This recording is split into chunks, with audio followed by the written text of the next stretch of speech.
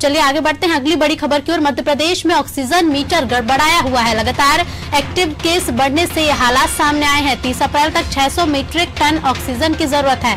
पिछले 15 दिन में 200 मीट्रिक टन की डिमांड थी। तो लगातार ऑक्सीजन मीटर गड़बड़ाया हुआ है। एक्टिव केस बढ़ने से ये हालात सामने आ रहे हैं। संक्रमण लगातार बढ़ता ही जा रहा है। एक्टिव केस की संख्या बढ़ती जा रही है। पिछले 15 दिन में 200 मीट्रिक टन ऑक्सीजन की डिमांड थी। अब 30 अप्रैल तक 600 मीट्रिक टन ऑक्सीजन की जरूरत है।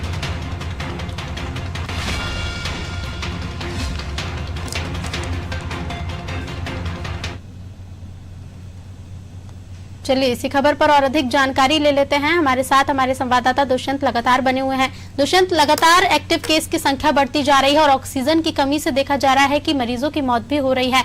वहीं जहां पिछले 15 दिन में 200 मीट्रिक टन ऑक्सीजन की आवश्यकता थी, वो बढ़कर 600 मीट्रिक टन हो गई है।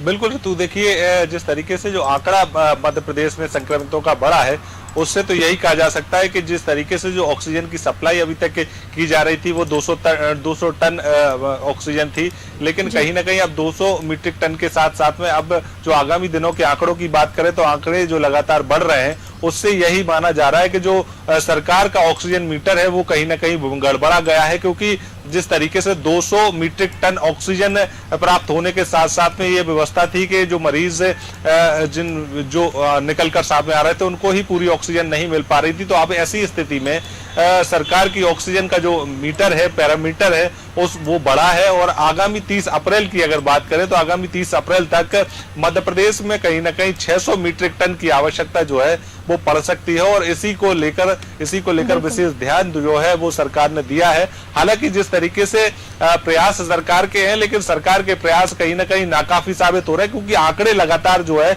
मध्य प्रदेश में बढ़कर सामने आ रहे हैं। अगर अब जिस तरीके से मैंने पहले भी बताया कि 13,590 जो मरीज हैं वो एक दिन में निकलकर सामने आए हैं, तो ये जरूर समझा जा सकता है कि कितनी बड़ी संख्या में मरीज जो है वो पॉजिटिव निकलकर आ रहे हैं। और अगर ऐसी स्थिति में ऑक्सीजन 200 मीट्रिक टन ही रहती है तो कहीं ना कहीं ऑक्सीजन की कमी लोगों को हो सकती है और इस बात को जरूर ध्यान में रखा जा रहा है और आगामी दिनों की जो व्यवस्थाएं हैं वो परिपूर्ण करने के लिए इस बात को भी माना जा रहा है कि अब 30 अप्रैल तक स्थिति वो होगी कि जो मरीजों की अगर संख्या बढ़ती है तो ऑक्सीजन की भी अतिरिक्त ऑक्सीजन की भी जरूरत पड़ेगी, जिसमें 400 मीट्रिक टन ऑक्सीजन की और आवश्यकता पड़ सकती है।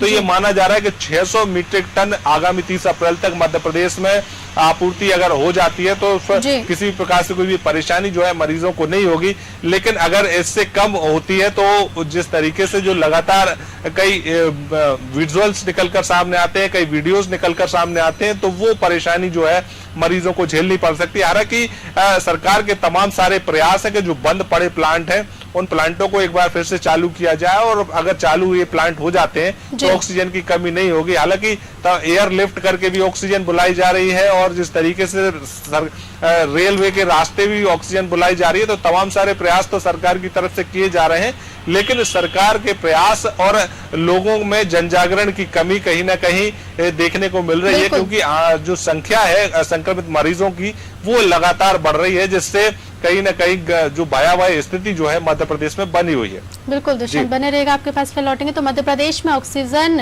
मीटर भी लगातार गड़बड़ाया हुआ है। देख रहे हैं कि लगातार आंकड़ों में वृद्धि हो रही है। एक्टिव मरीजों की संख्या बढ़ रही है, जिसमें मरीजों को ऑक्सीजन की भी जरूरत पड़ रही है। पिछले 15 दिन में जहां 200 मीट्रिक टन की डिमांड थी, वही अब बढ़कर अगले 30 अप्रैल तक 400 मीट्रिक टन की आवश्यकता और पड़ सकती है, क्योंकि एक्टिव मरीजों की संख्या में लगातार वृद्धि देखी जा रही है।